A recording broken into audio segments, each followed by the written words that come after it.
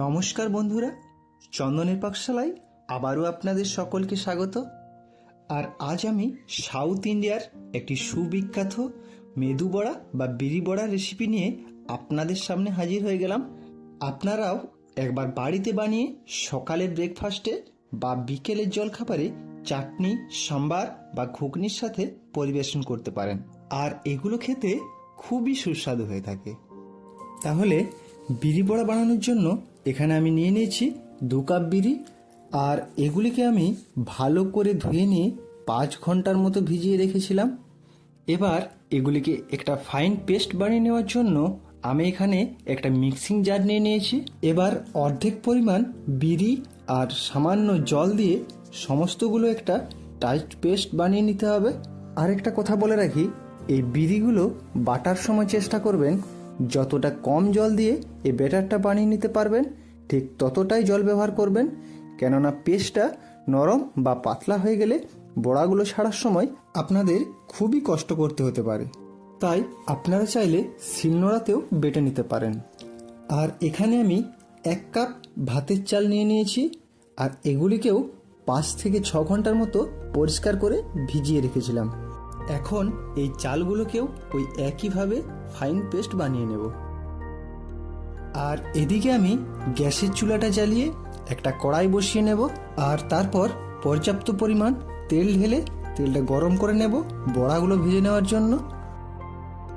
এবার চাল ও বিরি যে পেস্টটা বানিয়ে রেখেছিলাম, এখন এতে দিয়ে দেব 100 গ্রাম ছোট ছোট করে কুচনো পেঁয়াজ, সামান্য ধনে পাতা কুচি, 2 কাঁচা লঙ্কা কুচি,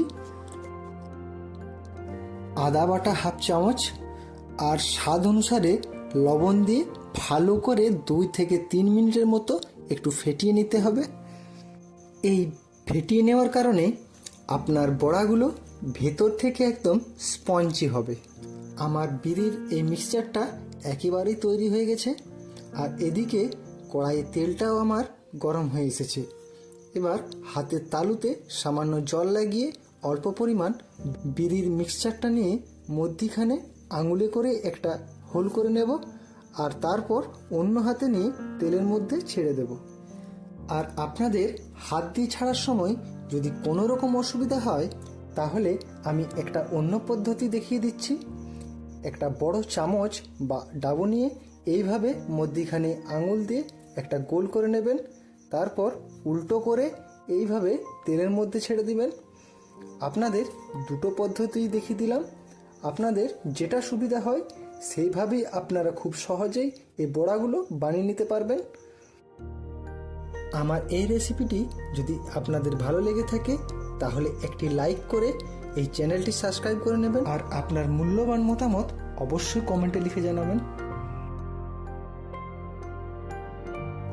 আর যখন এই রকম গোল্ডেন কালার চলে আসবে তখন একটা ছান্তা নিয়ে সমস্ত বড়াগুলো একটা পাত্রে টিস্যুর উপর তুলে নেব, যাতে করে এক্সট্রা তেলটা সমস্ত বেরিয়ে যেতে পারে। আমার সমস্ত বড়াগুলো তৈরি করা হয়ে গেছে। এবার চাটনি, সাম্বার বা ঘুগনি বানিয়ে এগুলো পরিবেশন করুন সকালের জলখাবারে বা চায়ের সাথে বিকেলে এই অসাধারণ স্বাদের বিরি বড়া বা মেদু বড়া।